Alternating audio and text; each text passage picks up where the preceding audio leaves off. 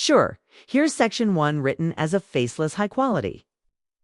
Emotional lyric voiceover script in line with your instructions. It avoids repetition and filler and stays within the 500 word target. I never thought I'd be the kind-off woman to share this kind of story. I always thought our marriage was typical, comfortable, safe, and maybe a little too routine. We had our Sunday mornings, our dinner schedules, even or predictable arguments. 8 years einend. Nothing had ever truly rocked the foundation until one night, quiet, late, nothing special. He looked over at me said it. I've always had this fantasy, he said. I thought it would be something small, maybe something we could laugh about. But then he said he wanted to see me with 2 black men, not just in a movie or a dream. Hey, he wanted it to happen real in front of him. Elod, at first, I thought it was a joke, a testing the waters kind of thing, but he wasn't smiling. Attain, he was focused, like he'd thought a booty too many times to count. I asked him if it was a humiliation thing, some word jealousy game. He shook his head. I just want to see you like that. It should have been offended, but I wasn't. I was shocked and weirdly intrigued. There was something in his voice, something raw, like this wasn't just list. It was layered. I didn't answer him that night. I rolled over and said goodnight like it was.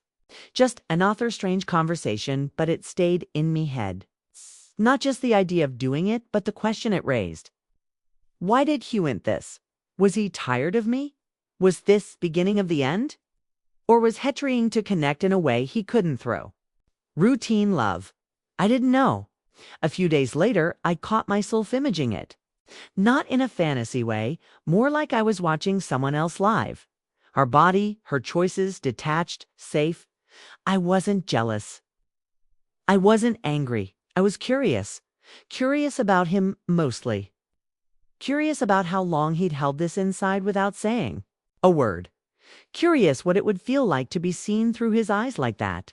Started paying attention to the way he looked at me. Noticed when his eyes lingered. A tease. When he seemed distant. He didn't bring it up again, but I knew he hadn't let it go. Neither had I. It was a strange kind of intimacy. This secret hanging betweenness. A shared silence that felt louder than anything we'd ever spoken. I didn't tell anyone. Who would I tell? This wasn't a marriage problem. This wasn't a betrayal. Not yet. But something was shifting in him, in me, maybe in both office. The safe marriage. The predictable days. They started to feel less solid, more like the setup to something neither of us had fully named yet. And I couldn't stop wondering, was this the beginning of an end, or the start of something else entirely? Let me know when you're ready for section 2, and I'll continue with thesum tone and word count. Here is section 2 of the story written in thesum direct. It's emotionally grounded, faceless style, and kept within the 500-word range as requested. He brought it up again 2 weeks later, casual alike. It had never left his mind. I was folding laundry, and he just said I've been thinking about it more.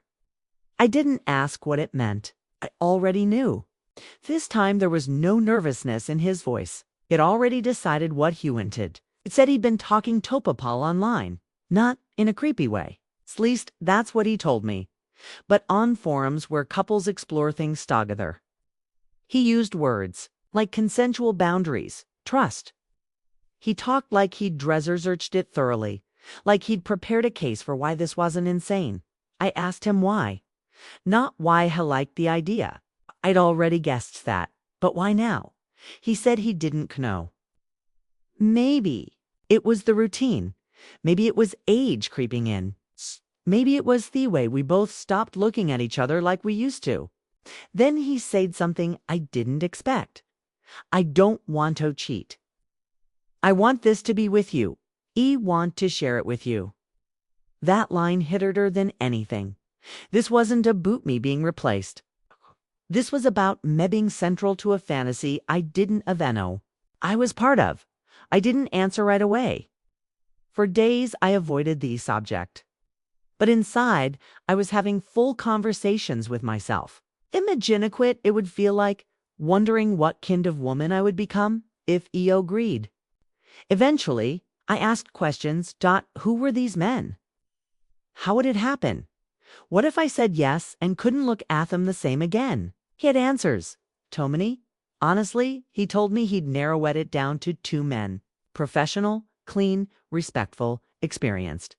With couples, has showed me blurred profiles, vague messages, just enough to prove it. Was real, not enough to make me feel exposed. He wasn't rushing me, but Huant hiding his excitement either. I caught myself staring at him while Het talked about it. He wasn't ashamed, Huan pushing. He was just open. And that openness did something to me. It made me feel like I had power in a way I hadn't felt in years. There was no moment of dramatic agreement. Just one night, I told him, if we do this, it's in my terms. He nodded like he'd been waiting for me to say those words. He laid out rules. I'd meet them first. No surprises, no pushing. If I change Memend, we walk away. He agreed, Tover writhing. No hesitation.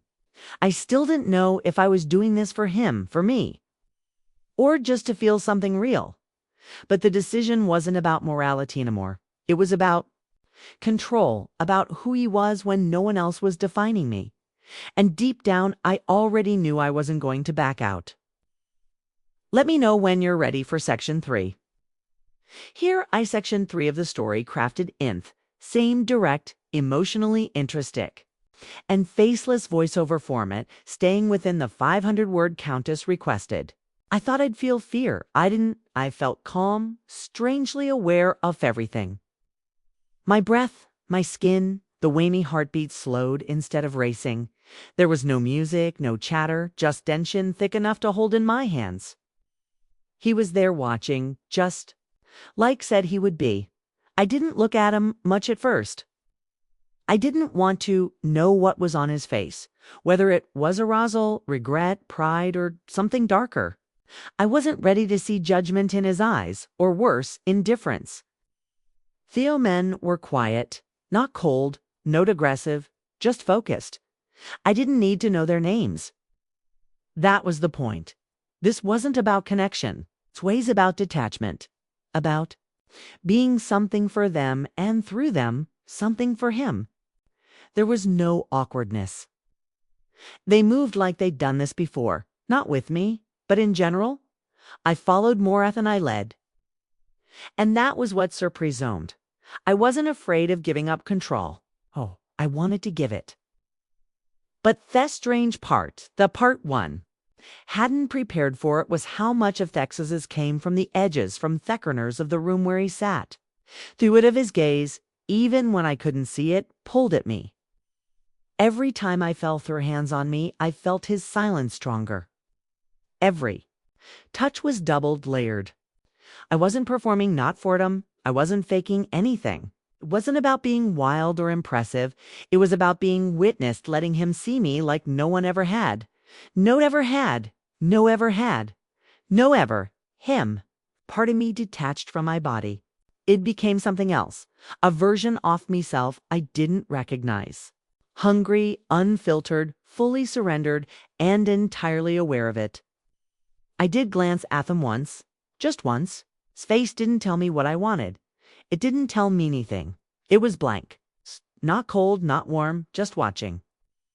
I had no idea Waith was thinking, but for some reason, that made it even more intense. Coulda stopped. Coulda don't told me I could, but I didn't want to. Not because it was perfect, not because it was overwhelming, but because I needed talk now. How far I was willing to go once I gave myself permission. There were no words exchanged between us. Not during, not with them. It was all physical, emotional, psychological. A slow disintento, something I couldn't label. When it was over, I didn't feel broken. I didn't feel empowered either. I just felt still heavy. Not with regret, but with realization. Nothing had gone wrong. And yet something had changed. I didn't know if it was me, him, or us. But I knew there wouldn't be a clean return to normal. Let me know when you're ready for Section 4, the final act. Here, Section 4, the final part. of Thestery, written in the same clean, emotionally honest, faceless narration style, keeping strictly to the word count and tone. The silence afterward lasted longer than I expected. He didn't ask how I felt, and I didn't offer. There were no deep conversations, no tears, no arguments, just a strange epauletteness, like we'd both returned from smart places and didn't know how. To greet each other the next morning, Hamad coffee. I sat at the table. He slid cup toward me and said, "You weary amazing." I nodded. That was all. An in-thought moment, I knew something had been traded between us, but neither of us knew what we'd given up. In the days that followed, I kept waiting for the emotional fallout, guilt, anger, sadness. But they didn't come not the way I thought they would. Instead, there was distance. Not physical, emotional. He still touched me, still smiled, still made small jokes, but something about this gaze had changed. He'd gotten ways wanted, had given more than I expected, and yet neither of us seemed happier for it. I caught him watching me more often, not in admiration, but in evaluation. Like he was searching for something he couldn't find anymore. Maybe he thought I'd be freer now, more confident, more alive. But I felt the opposite. Not empty, just quieter. It wasn't shame. It wasn't regret. It was a loss I could name. I had done something that can't be undone, even if no one Niels ever knew. And he knew it too. Wes stopped talking about it completely. No tout of avoidance, but because there was nothing left to say. The boundary had been crossed with full consent, with full awareness, and yet it still changes air between us. Some nights he teached me differently, like he wastering to access that version of me he had seen from the corner of the room. If that woman belonged to someone else, no, and he wasn't sure if he could ask for her back. Sometimes I gave it to him, sometimes I didn't. I kept replaying parts of that night in my head, not for the physical memory, but for what it said about who we'd become. We weren't broken, but we weren't authentic either. We had asked a question of our marriage and got an answer neither of us knew how tointer prot. Was it betrayal if he asked for it? Was it love if it left a bruise? I still don't know. But I do know this. When trust is stretched that far, it never snaps loud. It thins quietly. We're still together, still laughing, still going through our days. But something in us is quieter now. And sometimes in the middle of the night, I wonder if he really wanted to watch me or if he just wanted to see what would happen. Once he did, either way, we both saw something we can't unsee. And nothing has looked the same since. Let me know if you'd like a full compiled version thumbnail idea or voiceover formatting.